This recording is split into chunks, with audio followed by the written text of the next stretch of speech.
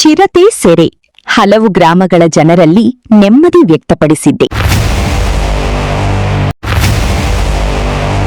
ಬೆಳಗಾವಿ ಜಿಲ್ಲೆಯಲ್ಲಿ ಕಳೆದ ಹಲವು ದಿನಗಳಿಂದ ಜನರಲ್ಲಿ ಆತಂಕ ಮೂಡಿಸಿದ್ದ ಚಿರತೆಯನ್ನು ಅರಣ್ಯ ಇಲಾಖೆ ಯಶಸ್ವಿಯಾಗಿ ಸೆರೆಹಿಡಿದಿದೆ.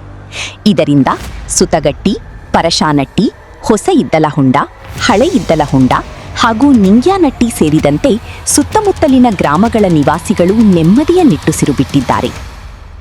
ಕಳೆದ ಕೆಲವು ದಿನಗಳಿಂದ ಈ ಭಾಗದಲ್ಲಿ ಚಿರತೆಯ ಓಡಾಟ ಕಂಡುಬಂದ ಹಿನ್ನೆಲೆಯಲ್ಲಿ ಗ್ರಾಮಸ್ಥರು ಭಯಭೀತರಾಗಿದ್ದರು. ಬೆಳಗ್ಗೆ ಹಾಗೂ ರಾತ್ರಿ ವೇಳೆಯಲ್ಲಿ ಹೊರಗೆ ತೆರಳಲು ಜನರು ಆತಂಕ ವ್ಯಕ್ತಪಡಿಸುತ್ತಿದ್ದರು. ಪರಿಸ್ಥಿತಿಯನ್ನು ಗಮನಿಸಿದ ಅರಣ್ಯ ಇಲಾಖೆ ಚಿರತೆಯ ಚಲನವಲನದ ಮೇಲೆ ನಿರಂತರ ನಿಗಾವಹಿಸಿ ಬೋನು ಅಳವಡಿಸಿತ್ತು. ಅಂತಿಮವಾಗಿ ಇಂದು ಚಿರತೆ ಸುರಕ್ಷಿತವಾಗಿ ಬೋನಿಗೆ ಬಿದ್ದಿದ್ದು ಅರಣ್ಯ ಇಲಾಖೆಯ ಅಧಿಕಾರಿಗಳು ಅದನ್ನು ವಶಕ್ಕೆ ಪಡೆದಿದ್ದಾರೆ.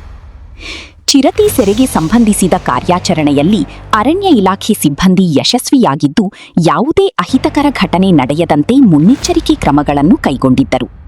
ಚಿರತೆ ಸೆರೆ ಸಿಕ್ಕಿರುವುದರಿಂದ ಗ್ರಾಮಸ್ಥರು ಭಯವಿಲ್ಲದೆ ತಮ್ಮ ದೈನಂದಿನ ಕೆಲಸಗಳಲ್ಲಿ ತೊಡಗಿಕೊಳ್ಳಬಹುದು ಎಂದು ಅರಣ್ಯ ಇಲಾಖೆ ತಿಳಿಸಿದೆ.